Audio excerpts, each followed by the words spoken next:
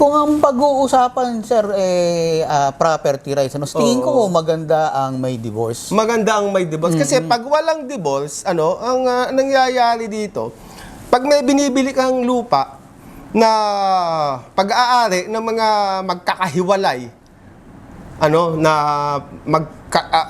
kasal sa papel pero magkahiwalay sa totoong buhay, tumataas ang transaction cost. Oo, kasi dumadami ang kailangang papeles. Dumadami ang kailangang papeles, mga dumadami steps, ang inaayos, Oo.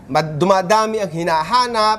At pag mataas ang presyo ng transaksyon, nawawala na ng gana ibang tao. Opo. At pag matagal na, nagkakaroon tayo ng tinatawag na disinterested owner. Ano ibig sabihin nun? Yung may-ari, hindi na interesado. Yung isang asawa, hindi na interesado. Pinabayaan na. Pero sa papel, nandun pa din siya. Hahanapin mo pa din siya. At yun, tumataas ang transaction cost. At nagiging idle din ang lupa, no? Tama, sir. Natetenga kung nawawala na ng interest.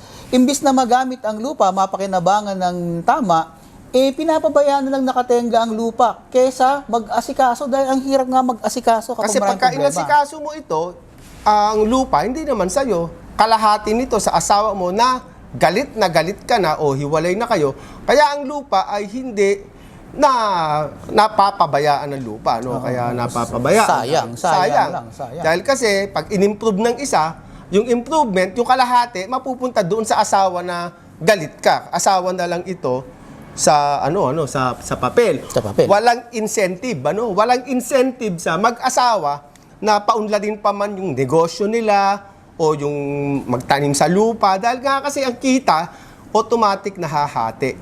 Kaya sa tingin ko, sir, kung sa larangan ng usapin ng property, ng ng mga ari-arian, pinapalinaw ng isang batas ng diborsyo, ng divorce, ang estado o kalagayan ng pagmamay-ari ng mga ari-arian ng isang mag-asawang Hiwalay na. Ibig sabihin kasi sa atin, sa mga property rights advocate, pag meron kasing divorce, napapaghiwalay natin yung buko di ba? Yung, sige, dito sa kabila, yung kabila, bahala na kayo, maghanap buhay na kayo, ang kita nyo, sa inyo na, mangibang pugad na kayo, itong mga ari-arian na to, ay natatapos ang problema ng maaga. Pag walang divorce, yung mga problema sa ari-arian ay nababaon lang sa lupa.